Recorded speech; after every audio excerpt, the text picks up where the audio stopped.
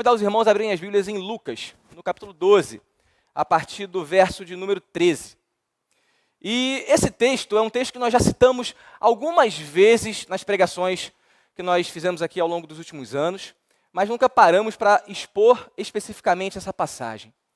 E ela, inicialmente, nos parece um pouco confrontadora. Não é um texto em que nós lemos e automaticamente nos sentimos confortados ou reconfortados. É um texto que ele mexe um pouco com a nossa comodidade, com o nosso lugar de conforto. Desculpem a repetição. Mas é um texto extremamente necessário. Ele vai tratar de forma principal sobre a avareza, mas ele também trata sobre a brevidade da vida. Ele trata sobre as nossas prioridades. Ele trata sobre as nossas intenções.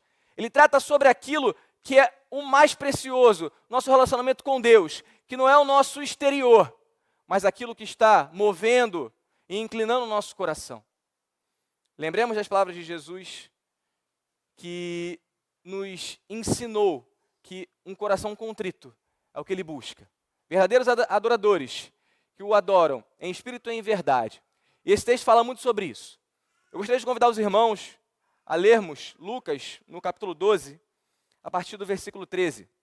Diz assim a palavra do Senhor. Acompanhem suas Bíblias ou aqui no telão. Neste ponto, um homem que estava no meio da multidão disse a Jesus: Mestre, diga ao meu irmão que reparta comigo a herança. Mas Jesus lhe respondeu: Homem, quem me nomeou juiz ou repartidor entre vocês? Então lhes recomendou: tenham cuidado e não se deixem dominar por qualquer tipo de avareza. Porque a vida de uma pessoa não consiste na abundância de bens que ela tem. E Jesus lhes contou ainda uma parábola, dizendo: o campo de um homem rico produziu com abundância. Então ele começou a pensar: que farei? Pois não tenho onde armazenar a minha colheita. Então, até que disse: já sei, destruirei os meus celeiros, construirei outros maiores, e aí armazenarei todo o meu produto e todos os meus bens. Então direi à minha alma: você tem depósito de muitos bens para muitos anos. Descanse, coma, beba, aproveite a vida. Mas Deus lhe disse: louco, esta noite lhe pedirão a sua alma. E o que você tem preparado, para quem será? Assim é o que ajunta tesouros para si mesmo, mas não é rico para com Deus. Amados, nós iremos dividir a exposição desse texto em 3 partes. Primeiramente, nós iremos nos debruçar sobre o diálogo do homem com Jesus, ou pelo menos uma tentativa de diálogo. Logo depois iremos para a parábola propriamente dita, a partir do versículo 16. E a terceira e última parte, nós iremos refletir sobre algumas aplicações práticas para o nosso dia a dia que esse texto traz. E o texto no versículo 13 inicia com 2 palavras, nesse ponto. E aqui eu tenho que fazer uma retrospectiva de onde Jesus estava, para que nós possamos entender um pouco mais esse contexto. Quando o evangelista Lucas escreve nesse ponto, ele está fazendo menção a uma caminhada que Jesus fazia em direção a Jerusalém, já cercado de milhares de pessoas. O livro de Lucas, ele é composto por 2 volumes, vamos colocar assim, o livro de Lucas e o livro de Atos. Se os irmãos perceberem e lerem de maneira contínua, é o mesmo volume, ou o mesmo livro de 2 volumes. Onde Lucas acaba, Atos termina. E Lucas escreveu esse livro para um irmão chamado Teófilo. Não sabemos quem era, não temos registros, mas Lucas se esforçou como um historiador para registrar aquilo, pesquisou aquilo, para fazer um registro. E o Espírito Santo o inspirou a fazer isso. Lucas descreve a anunciação de anjos a Maria, descreve o nascimento de João Batista, o nascimento de Jesus, descreve a primeira infância de Jesus, descreve o início de seu ministério com o seu batismo e a sua tentação, até o capítulo 4. No capítulo 4 de Lucas, estamos no 12, ele descreve o início do ministério de Jesus na Galileia, a parte norte de Israel. Jesus ali começa a fazer inúmeros sinais, prodígios, pregava com uma autoridade maravilhosa, as pessoas não entendiam de onde vinha aquele homem que tinha uma retórica grandiosa, mas que o seu poder não se concentrava nas suas palavras, mas sim na forma como ele vivia e naquilo que ele fazia. Coxos andavam, cegos enxergavam, surdos ouviam, mortos ressuscitavam. E as pessoas não sabiam o que estava acontecendo. E esse grande rabi trouxe a atenção, ou atraiu a atenção de milhares de pessoas. Uma grande multidão, como é descrito no capítulo 5, já seguia Jesus ainda na Galileia. Mas no capítulo 9, Lucas, de forma cronológica, descreve que Jesus sabia que aquele momento era o momento que ele deveria padecer e morrer em Jerusalém. Então ele começa um deslocamento do norte de Israel até o sul. E o nosso texto se encaixa exatamente nesse ponto. Uma grande multidão, acompanha comigo, capítulo 12, versículo 1. Lucas descreve dessa forma: visto que milhares de pessoas se aglomeravam a ponto de se atropelarem umas às outras, Jesus começou a dizer, antes de tudo, aos seus discípulos. Percebam, Jesus estava cercado de uma grande multidão, mas o seu discurso era primeiramente aos discípulos mais próximos que o cercavam. E esses discípulos, como nós vemos no capítulo 10 e 12, os irmãos podem ler em casa, era composto de aproximadamente 70 pessoas. O grupo dos 12 apóstolos, mas alguns irmãos, como Matias, que é descrito em Atos capítulo 1, ou Maria Madalena, também descrita em Lucas 8. E esse grupo de 70 discípulos estava próximo de Jesus, ouvindo a sua pregação, ouvindo os seus ensinamentos, enquanto uma grande multidão cercava, milhares de pessoas que se amontoavam. E por que eu digo tudo isso? Para que os irmãos possam imaginar a cena. Jesus, assentado no centro, talvez num grande descampado, ou mesmo numa pequena elevação, ou no monte, como nós temos o Sermão do Monte em Mateus 5, Jesus estava pregando, ensinando aquelas pessoas, quem sabe até realizando alguns milagres, mas o texto não deixa isso claro. E no meio dessa pregação, um homem, que não era um de seus discípulos, que era parte daquela grande multidão que cercava Jesus, interrompe a pregação de Jesus e grita, mestre, diga ao meu irmão que reparta comigo a herança. E aqui é interessante porque cabem algumas colocações. Percebemos que existia uma clara divisão entre os discípulos e a multidão. Os discípulos engajados a pregarem a palavra, já tinham feito milagres, sido comissionados por Jesus 2 capítulos antes. Aquela grande multidão, apesar de reconhecer Jesus como um grande rabi ou um grande mestre, ainda não tinha se relacionado de forma profunda a estar ligado e se tornar um discípulo de Jesus, mas acompanhava ele de longe. E esse homem, no meio da grande multidão, consegue perceber em Jesus algo que chama a atenção dele. Ele chama Jesus de mestre. Ou seja, ele percebe em Jesus uma autoridade real para ensinar. Ele percebe em Jesus uma autoridade real ao realizar milagres, ao fazer maravilhas e prodígios. E ele aproveita uma oportunidade, talvez numa pausa, num silêncio, ou no momento que Jesus ia tomar uma água, e ele grita no meio da multidão, mestre, o meu irmão não quer repartir herança comigo, peça para que ele reparta. Não sabemos se o irmão estava lá presente, ele escutou isso. Mas o fato é que aquele homem via em Jesus uma autoridade, uma sabedoria suficiente para que ele colocasse diante de Cristo aquela questão que para ele era muito importante. E aqui eu não quero diminuir a questão daquele homem. Muito pelo contrário. No Israel antigo, a herança era algo muito importante. Aqueles que frequentam a nossa escola dominical, com o nosso professor irmão Michael, vão lembrar que lá no livro de Josué, a terra foi toda repartida entre as famílias. E aquela herança era passada de geração em geração. Por mais que nesse momento, sob domínio romano, certos aspectos dessa lei já tivessem caído ou mesmo sendo deixados esquecidos pelo povo de Israel, ainda era muito importante porque sem um pedaço de terra, sem um lugar para plantar, aquelas pessoas poderiam morrer de fome. Diferentemente das nossas leis de hoje que protegem os filhos e que dividem a herança de forma razoavelmente igualitária, naquele momento, um filho deserdado simplesmente viraria um indigente. Então aquela questão, ela era uma questão importante. Ela não era uma questão qualquer para aquele homem. Ele de fato se importava com aquilo. Mas o interessante é que Jesus não responde àquele homem. Ele não dá destino ou não dá uma decisão final sobre aquele homem. Pelo contrário, sobre o pedido daquele homem. Pelo contrário, Jesus responde com certa ironia, pelo que o texto nos descreve. Ele pergunta ao homem, mas quem me estabeleceu juízo sobre vocês? E a ironia, amados, está no fato de que Jesus tinha plena consciência de quem ele era. Ele tinha plena consciência de que ele era Deus. Ele tinha plena consciência de qual era o objetivo dele aqui na terra. E o objetivo dele não era reestabelecer o reino de Israel.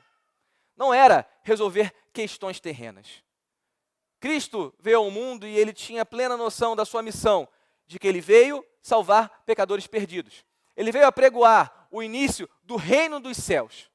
Ele veio trazer a boa nova de salvação àqueles que estavam perdidos. E ele sabia, como descrito no capítulo 9, que ele estava indo para Jerusalém para ser preso, condenado, açoitado e morto. E queria ressuscitar ao terceiro dia. Jesus não perde a oportunidade de ensinar nesse momento. Por mais que aquele pedido ou aquela pergunta tenha sido um tanto quanto fora de hora, Jesus, ele sai da externalidade da situação jurídica e vai diretamente à intenção do coração daquele homem. Assim como o jovem rico, em Lucas 18, os irmãos podem ler em casa também, chega a Jesus e pergunta, mestre, o que eu posso fazer para herdar a salvação? E Jesus olha para ele com um rosto triste e fala, vende tudo que você tem, dá aos pobres.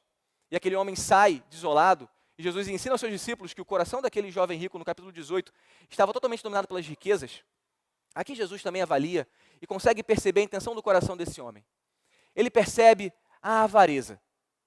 Então, ao invés de responder àquele homem no meio da multidão, ele ensina a todos e fala, atentem-se quanto à avareza. Leiam comigo, amados, o versículo 15 do texto base. Tenham cuidado e não se deixem dominar por qualquer tipo de avareza. Porque a vida de uma pessoa não consiste na abundância de bens que ela tem. Amados, a definição de avareza é o amor àquilo que é físico, amor às riquezas, aos bens materiais, aquilo que a gente pode tocar. Aqueles que são mais velhos como eu, talvez os mais novos aqui não se lembrem, mas os mais velhos como eu vão se lembrar do tio Patinhas, um tio do Pato Donald, da Disney. Ele tinha um grande cofre gigante, cheio de moedas, notas, dinheiro. Algumas crianças estão rindo porque lembram, né? E ele nadava naquele dinheiro, ele amava aquilo. O prazer maior dele era mergulhar naquele rio de dinheiro e ficar ali se deleitando. Ele não queria dividir, ele não queria gastar, ele não queria investir, ele não queria doar. Ele queria possuir, ele queria ter, ele queria ajuntar. Talvez essa seja uma descrição bastante pedagógica do que é a avareza.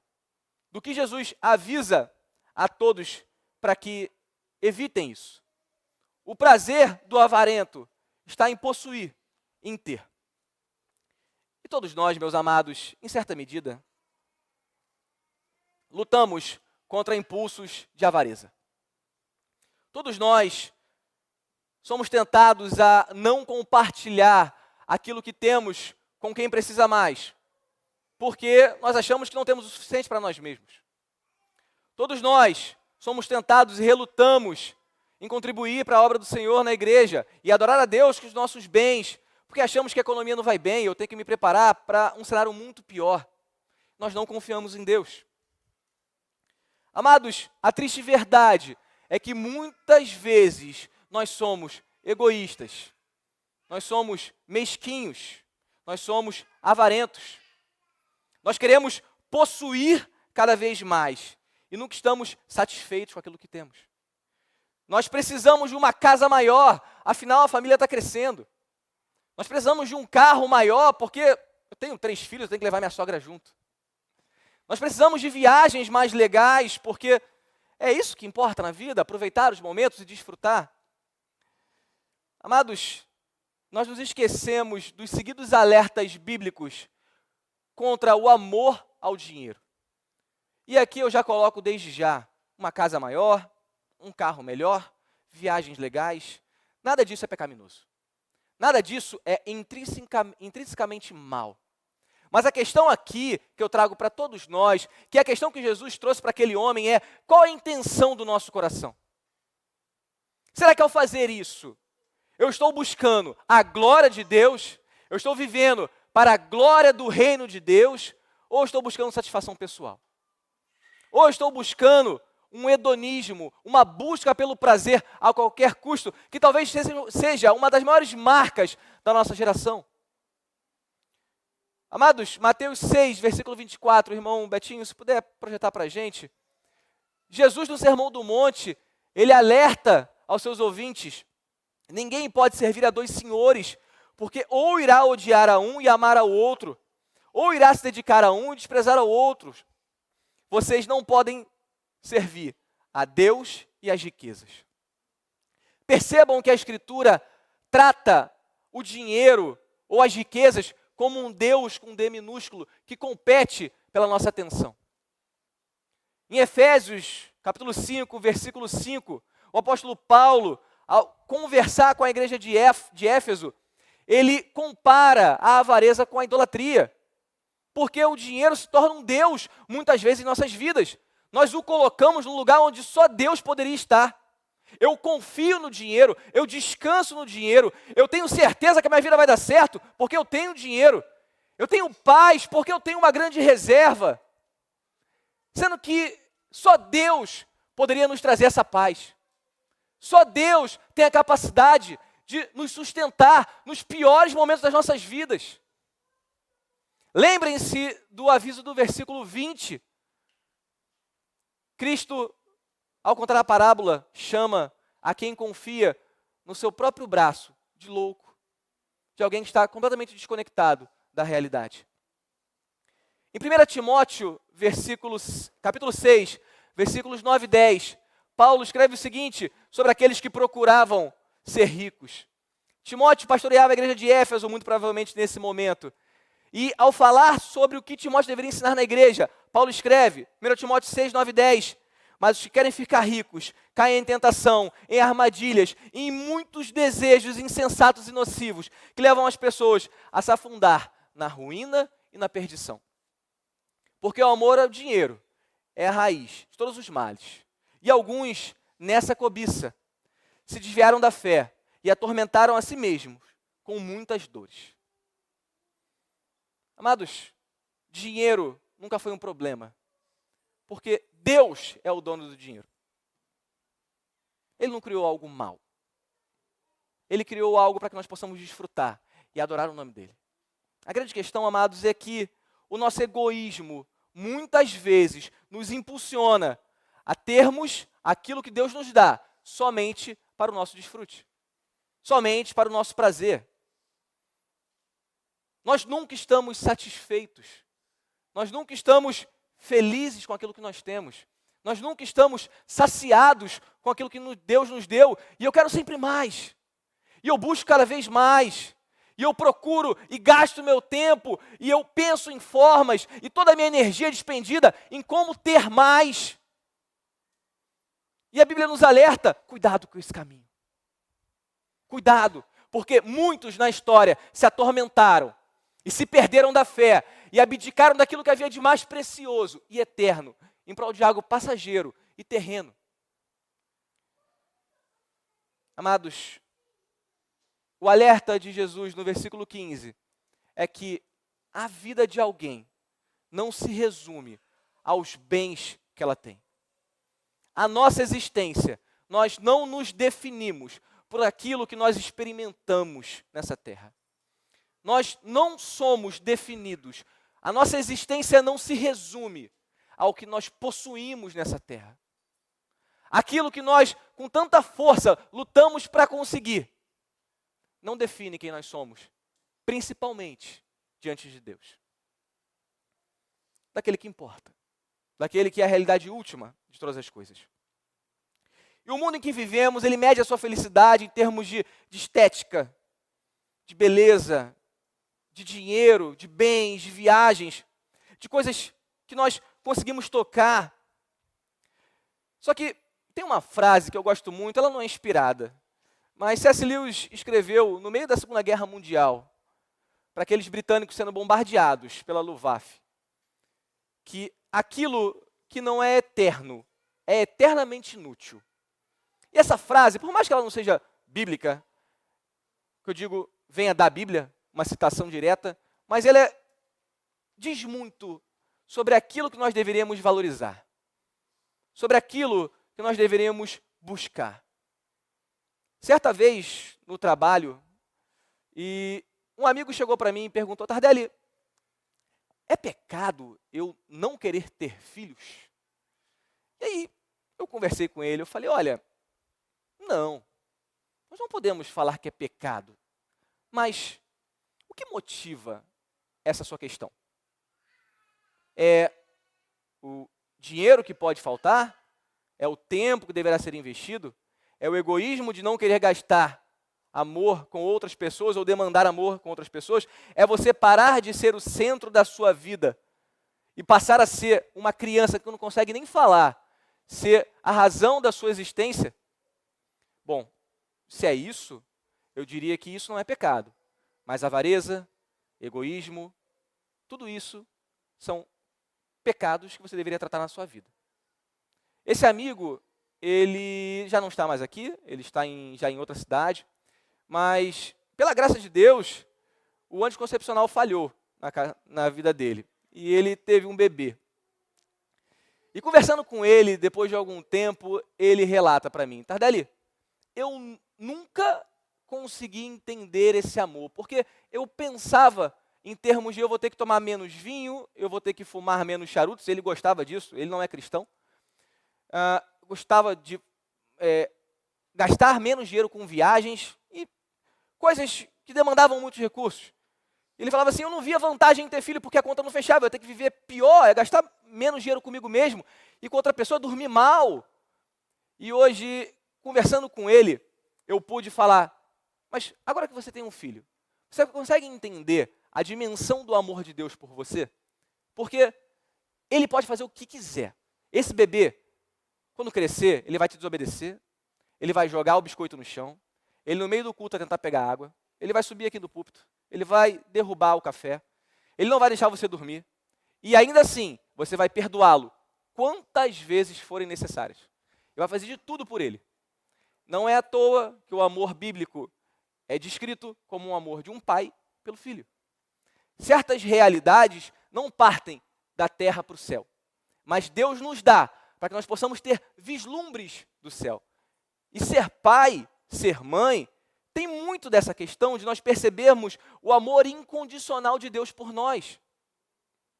Percebam, a avareza, ela, por mais que seja uma palavra que nos incomode, e nenhum de nós gosta de ser visto como um pecador, como um avarento, como alguém que não gosta de compartilhar.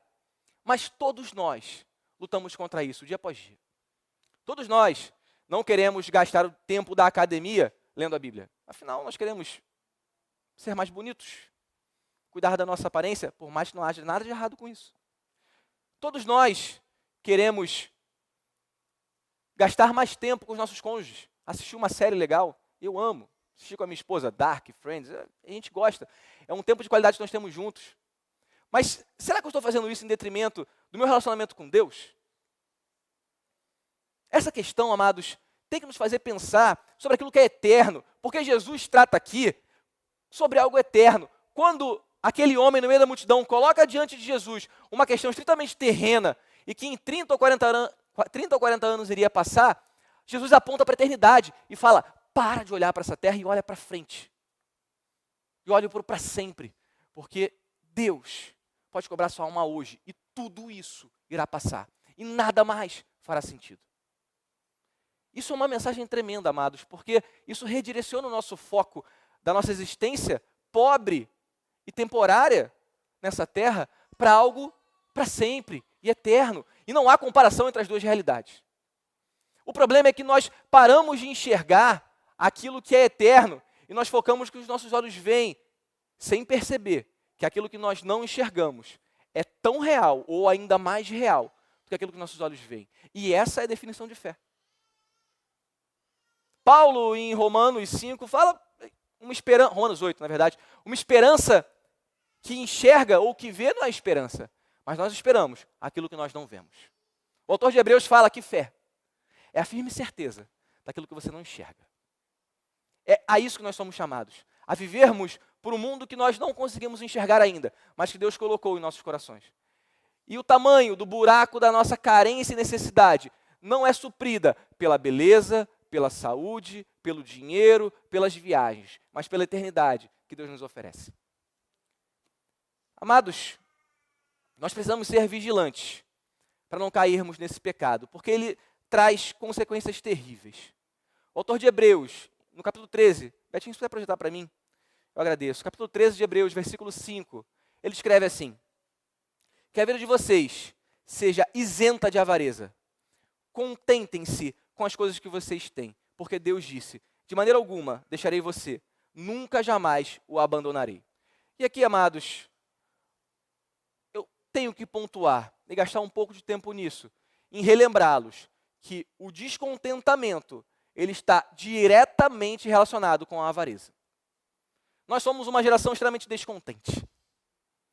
Nós podemos camuflar isso como métodos, como metas, como produtividade, como sermos pessoas que queremos fazer mais e a cada dia produzir mais. Mas a verdade é que nós estamos extremamente insatisfeitos com aquilo que nós temos. Nós somos insatisfeitos com o nosso corpo, insatisfeitos com a nossa conta bancária, insatisfeitos com o nosso carro, insatisfeitos com o nosso trabalho, insatisfeitos com o nosso tempo livre, insatisfeitos com nossos filhos que não dormem, insatisfeitos com a nossa casa, insatisfeitos com a cidade em que nós moramos, insatisfeitos com o nosso país. Tudo é motivo para que nós deixemos de lado as realidades eternas e nos debrucemos sobre aquilo que vai passar. Gastemos todo o nosso tempo naquilo que não importa. E a questão que eu coloco nesse momento é, quando você atingir isso, quando você atingir a sua casa nova, o seu carro novo, quando você atingir o seu novo país, sua nova cidade, e aí? Você vai construir novos celeiros? Você vai querer ter ainda mais? Porque se for isso, tome cuidado. Se a sua alegria depende daquilo que você conquista nessa terra e daquilo que você está buscando como bens materiais para você ou como realizações terrenas para você, o aviso dessa parábola é, quando você chegar lá e cruzar a linha de chegada, existe o risco de Deus chamar você e perguntar, louco, tudo isso que você fez, para quem é? Para quem você estava guardando isso? Amados, esse texto não nos conforta, ele nos confronta. E eu sei disso. Mas é um confronto extremamente necessário. Porque nós devemos calibrar as nossas expectativas. Devemos calibrar os nossos desejos, os nossos anseios, os nossos sonhos. E eu tenho certeza que isso fala a mim e fala a vocês. O nosso coração é um poço de maldade, um poço de desejos. Infinitamente nós pedimos, sonhamos, desejamos, ansiamos. Infinitamente nós queremos. E nós queremos mais, e mais, e mais. Não à toa, as pessoas mais ricas do mundo buscam ser ainda mais ricas. Não há fim para isso. Não há um término racional para a avareza, para o desejo, para a vontade de acumular. Então, Jesus, após alertar os seus discípulos e os seus ouvintes sobre a avareza, ele traz a realidade da parábola daquele homem. E é interessante essa parábola porque, inicialmente, para os primeiros ouvintes que não conhecem o final da história, esse homem era um homem bem-sucedido. Ele é um homem rico, ele é um homem que planeja bem, ele tem uma grande planilha de Excel ali, ó, que ele controla tudo. Os irmãos que me conhecem sabem que eu sou fã. Já até compartilhei com alguns irmãos. Mas ele planilhou tudo. Quando a colheita dele estourou, quando deu green, ele foi lá, derrubou os celeiros, construiu outros. Ele é um exemplo. Ele, inclusive, aos olhos de outras pessoas, é abençoado por Deus. Deus fez chover. Deus fez com que aquilo saísse do solo e ele tivesse abundância. Parece aquela história da pessoa que é abençoada e tem um grande relacionamento com Deus. Normalmente o pastor Jonas Madureira comenta sobre isso ao pregar esse mesmo texto. Ele pregou lá no seminário em São José dos Campos. Ele falou, olha, o arco parece bastante interessante. Porque nós vemos aquela pessoa pobre, que está na miséria, em pecado, e aí ela dá um jeito na vida dela e teologia da prosperidade, esse cara vai lá em cima. Esse cara não, ele já é rico. Ou seja, ele já é abençoado, né? Aos olhos de quem escuta essa história pela primeira vez. Mas a grande questão é que nós não percebemos essa realidade aqui na terra, é que as riquezas que ele recebe não são a bênção da vida dele, mas é a maior das maldições que ele pode receber. O que nós não percebemos e não nos atentamos numa leitura desatenta é que quando ele recebe aquilo que ele não poderia ter com as próprias forças, que é o dinheiro, que é os grãos nascendo do solo, sabedoria para construir mais celeiros, capacidade de administrar. Quando ele recebe isso, ele não se volta para Deus, glorifica a Deus. Ele não reparte, ele não dá, ele não transborda, ele não abençoa. Não. Ele descansa em cima daquilo que ele tem. E essa, meus amados, foi a maior maldição que ele poderia receber. Aquele homem, agora, ele não confia mais em Deus. Ele não descansa no Criador. Ele não percebe que todas as coisas que existem por conta, por meio e para a glória de Cristo. Ele olha para a realidade terrena e se enxerga como merecedor daquilo tudo. Ele consegue perceber mérito nele mesmo e fala assim, eu trabalhei por isso, eu estudei anos, eu fiz um concurso, eu caminhei décadas numa carreira, eu juntei, eu investi, eu fiz tudo o que eu podia fazer e agora eu estou colhendo frutos do meu trabalho. Então agora eu vou descansar. Amados, essa é uma realidade terrível. Mas, outra vez, a nossa geração anseia por isso. A nossa geração anseia por a sua liberdade financeira, por não passar necessidade na aposentadoria. E, irmãos, não tem nada de errado com isso. Isso é muito bom. Ser organizado é um bom testemunho. Ser um bom mordomo daquilo que Deus nos deu é um bom testemunho. E não há nada de errado com o dinheiro. E esse é um ponto central desse ensino. A grande questão é, se eu amo o dinheiro e eu coloco ele num lugar onde só Deus poderia estar, essa bênção se torna maldição na minha vida. Essa bênção me afasta do Senhor. Jesus completa a parábola no versículo 21, dizendo o seguinte: assim é o que ajunta tesouros para si mesmo, mas não é rico para com Deus. Assim o quê? Assim, louco. Todo aquele que empreende os seus esforços na direção de acumular tesouros nessa terra e se esquece de se relacionar com Deus, de buscar em Deus a sua satisfação, a plenitude daquilo que ele pode ter, essa pessoa é considerada louca por Deus. Todo aquele que ajunta tesouros nessa terra, mas é pobre para com Deus, é um louco aos olhos do Senhor. Amados, aqui nós terminamos a exposição desse texto. Não é um texto difícil de entender, mas é um texto que traz muitas nuances. Eu gostaria de trazer algumas aplicações para esse texto em nossas vidas. A primeira delas é que, no texto logo a seguir, versículo 22 até o versículo 34, Jesus continua essa pregação. Eu peço aos irmãos atenção para a leitura do versículo 22 até o versículo 30. É uma leitura um pouquinho longa, eu não vou demandar muito tempo nisso, mas eu não podia expor todo esse texto porque ia ficar muito grande o tempo da nossa reunião aqui. Mas nós temos um Sermão do Monte de 23, estava olhando ontem à noite lá no YouTube da igreja. Quem quiser, por favor, fique à vontade para poder refletir sobre esse texto. Lucas 12, versículo 22. Logo após o fim da parábola, Jesus diz, ou o texto diz, a seguir, Jesus se dirigiu aos seus discípulos dizendo: por isso, digo a vocês, não se preocupem com a sua vida, quanto ao que irão comer, nem com o corpo, quanto ao que irão vestir. Porque a vida de vocês é mais do que alimento, e o corpo é mais do que as roupas. Observem os corvos que não semeiam, não colhem, não têm despensa nem celeiros. Contudo, Deus os sustenta. Vocês valem muito mais do que as aves. Quem de vocês, por mais que se preocupe, pode acrescentar um côvado à sua existência? Portanto, se não podem fazer nada quanto às coisas mínimas, por que irão se preocupar com as outras? Observem como crescem os lírios do campo. Eles não trabalham, nem fiam. Eu, porém, afirmo a vocês que nem mesmo Salomão, em toda a sua glória, se vestiu como qualquer um deles. Ora, se Deus veste assim a erva do campo, que hoje nasce e amanhã é lançada no fogo, muito mais fará por vocês, homens de pequena fé. Portanto, não fiquem perguntando o que irão comer ou beber, nem o que irão vestir, porque os gentios de todo mundo é que se preocupam com isso. Mas o Pai de vocês sabe que vocês precisam dessas coisas. A primeira aplicação, amados, que eu gostaria de trazer é que Deus sabe daquilo que nós precisamos. Deus cuida e sustenta toda a sua criação.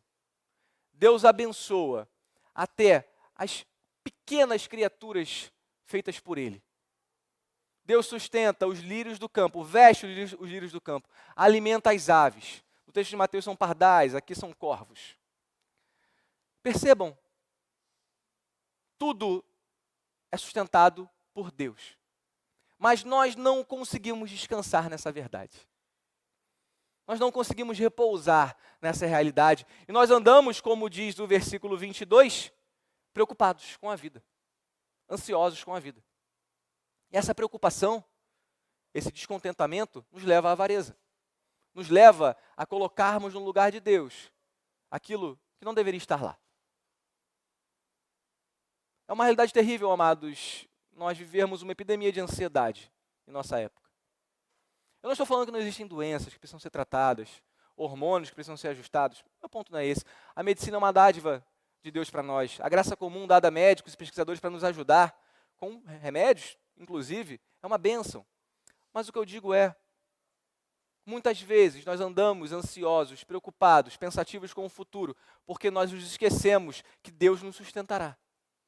Através da fome, através da falta, através do frio, através da doença, através do luto, através da morte, através de qualquer realidade terrena que seja dolorosa e terrível.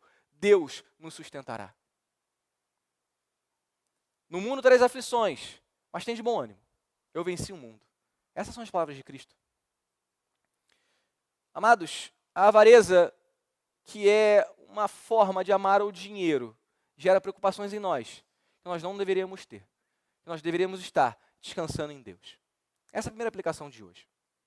A segunda aplicação de hoje, amados, é que existe um caminho para lidarmos tanto com a avareza quanto com as preocupações dessa vida. E esse caminho se encontra nos versículos 31 e 32 de Lucas 12. Leiam comigo. Busquem, antes de tudo, o seu reino, e essas coisas lhes serão acrescentadas. Não tenha medo, ó pequeno rebanho, porque o Pai de vocês se agradou em dar-lhes o seu reino. Amados, Deus quis nos dar, e nos chamou, e nos justificou, e nos regenerou, nos deu vida eterna. O que mais Ele nos daria? Nem a profundidade, nem a largura, nem a distância, nem a altura, nem as potestades, nem nada que foi criado pode nos separar do amor de Deus.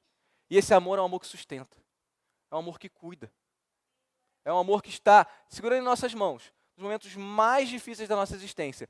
E nesses momentos mais difíceis da nossa existência, nós podemos ir até a morte. Que, como Paulo disse, eu combati o bom combate, completei a carreira, guardei a fé. A coroa que me está prometida, eu receberei. Esse é o grande objetivo da nossa jornada como peregrinos aqui nessa terra. Nós buscamos o trabalho, os recursos, as promoções, as transferências, as mudanças de país, para a glória de Deus ou para o nosso bel prazer? Essa é uma pergunta. Nós estamos buscando primeiramente o reino de Deus ou nós estamos buscando aquilo que nos satisfaz? Sobre esse tema, amados, eu deixo aqui uma dica de leitura. Não desperdice a sua vida. John Piper. Um livro muito desafiador sobre isso. Que nos coloca perante as nossas escolhas. Escolhas que são comuns na nossa realidade, no nosso tempo. Escolhas como aposentadoria, uma boa cidade, plano de vida, plano de carreira, coisas super importantes. Mas a pergunta que eu faço é, onde está Deus nisso tudo? É a glória de Deus que é buscada ou é o nosso prazer? Temos que pensar sobre isso, meus irmãos. E aqui, como terceira aplicação, ela surge como uma resposta a uma pergunta que pode surgir. Tardelli, mas então o dinheiro é uma coisa ruim? Como lidar? Se eu receber dinheiro, eu tenho que jogar fora? É isso? Amados, existem muitos irmãos ricos ao longo da história e fiéis a Deus. Muitos irmãos na Bíblia, na Escritura, que tinham muitos recursos. Só que o caminho em comum de todas essas pessoas não é o caminho do tio Patinhas. Não é acumular, reter e ter prazer em possuir. São irmãos que deram, que repartiram, que abençoaram, que entenderam que é melhor dar do que receber, que estavam ajuntando tesouros nos céus e não nessa terra, que estavam acumulando riquezas em um lugar onde a traça, a ferrugem, o mofo não alcança. Leiam comigo os versículos 33 e 34 do capítulo 12. Jesus recomenda nesse mesmo texto: vendam os seus bens e deem esmola. Façam para vocês mesmos bolsas que não desgastem, tesouro inesgotável nos céus, onde o ladrão não chega, nem a traça corrói, porque onde estiver o tesouro de vocês, aí estará o coração de vocês. Amados, é um texto que pode soar razoavelmente desconexo da nossa realidade atual do século XXI. Mas eu gostaria de lembrá-los que, ao longo de toda a história, grandes irmãos foram utilizados por Deus para doarem as suas riquezas e as suas posses em prol do Evangelho e para a glória do nome de Deus. Barnabé, em Atos 4, vendeu um terreno e divide com a igreja para que os gregos e judeus que passavam fome fossem saciados. Irmãos como Tito provavelmente abriam suas casas, sustentavam as igrejas nas suas localidades. Irmãos como Timóteo, Paulo, abriram mão de toda a sua formação acadêmica, entre aspas, né? Desculpem o anacronismo, para viver em prol da glória de Deus. Grandes pessoas, ao longo da história, se relacionaram muito bem com a riqueza. E esse relacionamento passava necessariamente, não por guardar, estocar, ter prazer em obter, não na avareza, mas em abençoar, dar e glorificar o nome de Deus com aquilo que elas tinham. E aqui, amados, eu tomo muito cuidado porque existe um outro lado que rondou os círculos teológicos nos anos 70, 80, 90, com teologias da libertação no lado católico, da prosperidade no lado evangélico, dizendo que quanto mais eu dou, mais eu recebo. Amados, isso não é glorificar a Deus, isso é investimento. Eu faço isso na XP. Eu coloco lá para receber de volta. Quando nós glorificamos a Deus com o nosso dinheiro, eu não estou esperando receber nada em troca. Eu glorifico a Deus com os meus recursos, porque Ele já me deu aquilo que há de mais precioso e que eu não tenho como pagar. Quando eu glorifico a Deus com aquilo que eu tenho, eu não estou simplesmente e somente devolvendo a Deus. Esse é um termo que a Bíblia usa, é um termo válido. Mas eu gostaria de dissociar a mente dos irmãos de uma mente de investidor. Nós não estamos glorificando a Deus com nossos recursos para recebermos algo em troca. Eu não vou dar 10% e vou receber uma saúde maravilhosa. Eu posso ter doenças. Eu não vou sacrificar, entregar as primícias a Deus daquilo que eu recebo e estou isento de problemas nessa vida. Isso não tem nenhuma conexão bíblica no Novo Testamento com relação a isso. No Antigo, se você olhar com cuidado, verá que são conselhos de sabedoria, regras gerais, mas que existem exceções. Então, amados, dar é melhor do que receber, como é expresso por Jesus. Doar é melhor do que reter. Abençoar é melhor do que ser abençoado, porque a maior bênção que nós poderíamos receber, nós já recebemos. E ela foi de graça, e ela é de forma merecida, e ela nos dada como um convite a nos prostrarmos e nos entregarmos. É por isso que toda vez que Jesus se encontra com alguém avarento, a fala dele não é passando pano do tipo, não, dá 10% aí, vamos ver como é que fica. Não, entrega tudo. Dá tudo. Você é capaz de fazer isso? Quando a pessoa dá um passo atrás, o diagnóstico de Jesus é sempre o mesmo. Como é difícil um rico entrar no reino dos céus. Lucas 18. Com isso, amados, não estou dizendo que a riqueza é algo ruim, repito isso. Mas a forma como nós nos relacionamos com ela pode nos fazer, como nós lemos ao longo de vários textos aqui, nos perder na caminhada, deixarmos a fé e priorizarmos aquilo que não deveria ser priorizado. Por fim, irmãos, eu trago 4 pequenas reflexões para que possamos ruminar. Ruminar é o verbo que o boi, quando come grama. Ele fica ali mastigando, já viu um boi comendo grama? Ele fica ali mastigando, parece que não está fazendo nada durante 2 horas. Quando você tiver um tempo livre essa semana, reflita sobre essas questões. Mas reflita de verdade, não passando, não dando o refresh no feed do Instagram. Realmente refletir na luz da Bíblia, da palavra de Deus, sobre aquilo que é importante. A primeira questão é, fazendo uma analogia com aquele homem lá do versículo 13. Nós fazemos parte da multidão que está anexa ao povo de Deus, que escuta a sua pregação, que ouve a sua mensagem, mas que ainda está com o coração tomado de avareza, que não entregou a sua vida a Cristo, que não entregou tudo o que tem. Eu não estou falando de dinheiro, estou falando da sua existência, do seu tempo, da sua saúde, da sua vida, de tudo que você tem. Nós somos parte daquela multidão que está ali querendo viver os milagres, talvez comer um pão multiplicado, ou ver algum sinal miraculoso, ou nós somos como os discípulos descritos no capítulo 10, em que largaram tudo que eles tinham e foram pregar o evangelho onde eles estavam. Nem todos nós teremos os chamados de vivermos em tempo integral como o nosso pastor Emerson, mas todos nós temos o chamado de vivermos para a glória de Deus em tudo aquilo que nós fazemos, como militares, professores, médicos, enfermeiros, qualquer profissão que você tenha. O seu chamado é glorificar a Deus em tudo o que você faz, não colocando à frente questões terrenas e temporárias, mas colocando como foco da sua vida aquilo que é eterno. Segunda reflexão, ou segunda pergunta que eu gostaria de deixar para os irmãos pensarem ao longo da semana, é que é bem direta com relação ao nosso texto. Nós estamos sendo avarentos com o nosso dinheiro? Nós estamos sendo egoístas com o nosso tempo, com a nossa vida, com a nossa saúde? O que eu priorizo? E, amados, os irmãos me conhecem, eu adoro correr, eu adoro jogar videogame com o Mateus, eu adoro jogar pádel, tem várias coisas que eu gosto de fazer, e que foram dadas por Deus como formas de nós glorificarmos o nome dEle, nos alegrarmos. E Salomão fala sobre isso, olha, a vida também passa por beber, comer, se alegrar com a mulher da sua mocidade, isso é muito bom. Agora, será que nós temos colocado isso como primeiro lugar em nossas vidas e temos sido egoístas daquilo que Deus nos chama a fazer? A glorificar o nome dEle, a nos esforçarmos e servirmos como bons mordomos. O texto de Romanos 12 hoje vem muito a calhar nesse sentido. Será que nós temos sido hospitaleiros?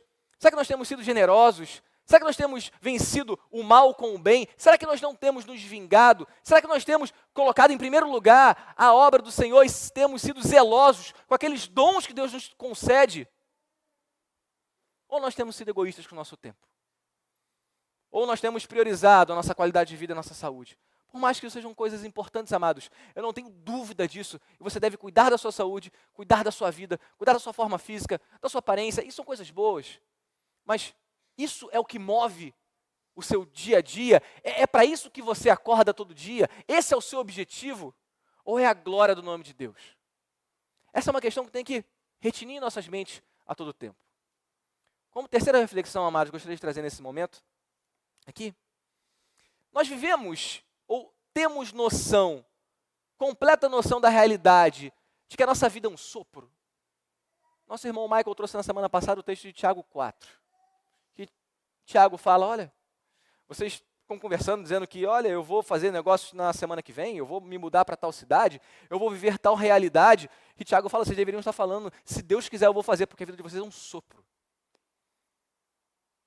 Esse homem, no dia em que ele termina a construção do celeiro dele, no dia em que ele recebe a maior comissão de vendas da vida dele, no dia em que ele recebe a maior promoção e que ele consegue a maior qualificação operativa que ele poderia conseguir, Deus cobra a conta e pergunta, para quem é isso que você está ajuntando? Porque hoje a sua alma será pedida, será recolhida, será requerida. E tudo isso que você fez, para quem é? É para a glória do santo nome de Deus ou é para construir um nome nessa terra que irá passar em 30, 40 ou 50 anos? Essa é uma questão importante. A nossa vida é um sopro, amados. A nossa vida passa em segundos, passa em minutos. E isso não deve ser para nós uma realidade desesperadora. Muito pelo contrário. Deveria ser uma realidade que nos motiva a vivermos para a glória de Deus a cada segundo. Porque o que nós fazemos nessa terra irá continuar durante toda a eternidade. Ao vivermos para a glória de Deus, aqui nessa existência, nós iremos viver também para a glória de Deus durante séculos e séculos e séculos intermináveis na eternidade. Se isso não nos motiva, não enche nossos olhos, nós estamos olhando para o lugar errado. Nós estamos focando na direção errada. Nós estamos priorizando aquilo que não deveria ser priorizado. O dinheiro aqui talvez seja o primeiro ponto de contato desse texto com o nosso egoísmo. Mas isso vai muito além de dinheiro. Fala sobre todos os aspectos das nossas vidas. Essa é uma questão, meus amados, que nós devemos pensar. Nossa vida é passageira, é um sopro. Eu não falo isso para aterrorizar ninguém. A questão não é essa. A questão é que isso está posto. Isso é um fato. E cada vez que nós nos reunimos como igreja para nos despedirmos de um santo amado de Cristo, nós relembramos que um dia todos nós estaremos reunidos na glória. E que essa realidade vai passar. Todo culto fúnebre é uma rememoração de que isso irá acabar. E que um dia todos nós seremos chamados a prestar contas diante de Deus. Por último, meus amados, e como quarto ponto, uma pergunta que é fácil de ser feita e bastante difícil de ser respondida. Que é, aonde está o seu tesouro? Porque aí está o seu coração. O que é mais importante para você? Essa não é uma pergunta fácil de responder. Nós não conseguimos, de bate-pronto, responder essa pergunta. Pensando nela, refletindo nela, nós temos que perceber, ou tentar entender, se Cristo, se o Evangelho, se o reino eterno é o nosso maior tesouro. Lembre-se das inúmeras metáforas bíblicas que Jesus nos conta. Um homem descobriu que havia um tesouro em um campo. Ele vendeu tudo o que ele tinha. E ele comprou aquele campo. Ele teve aquele tesouro. Isso é uma metáfora do reino. Nós fomos apresentados ao maior dos tesouros. Nada, absolutamente nada que não seja eterno faz sentido ou é comparável a essa realidade. E aqui, Jesus tem palavras duras com relação a isso. Ele fala que aquele que ama mais o seu filho, a sua mãe, a sua esposa, o seu pai, mais do que a ele mesmo, do que a Deus, não é digno do Evangelho. Não estou pedindo para você se divorciar, nem deixar seu filho no primeiro assistente social que você encontrar. Meu ponto não é esse. Meu ponto é, o que motiva a sua existência? O que guia os seus passos? Estamos vivendo casamentos para a glória de Deus? Ou estamos vivendo casamentos como um fim em si mesmos? Estamos vivendo a paternidade e a maternidade para criarmos cidadãos dos céus, almas eternas. Amados, os nossos filhos eles são eternos. Deus, o Criador, escolheu, em sua graça e soberania, nos dar crianças para que nós possamos ensiná-las e moldá-las para serem eternos adoradores de Deus. E nós não captamos a responsabilidade disso muitas vezes. Mas, mesmo assim, Cristo nos alerta, se você amar mais seus filhos do que a mim, você não é digno do Evangelho. Porque nós não criamos nossos filhos para que nós possamos nos deliciar neles. Nós criamos nossos filhos para a glória do nome de Deus. Tudo em nossas vidas, meus amados, tem que ser feito para a glória de Deus. Isso é um desafio tremendo. É um desafio que necessita uma autoanálise contínua das nossas intenções mais profundas. Davi, no Salmo, ele vai falar, sonda-me, ó Deus, vê se há em mim algum caminho mau. Amados, nessa manhã, a pergunta que fecha essa exposição é, aonde está o seu tesouro? Aonde está o nosso tesouro? Aonde repousa a nossa confiança, a nossa paz? O que é aquilo que nos levaria a abandonar tudo por conta daquela realidade? Se a resposta for outra, que não o reino dos céus, nós estamos focando no lugar errado.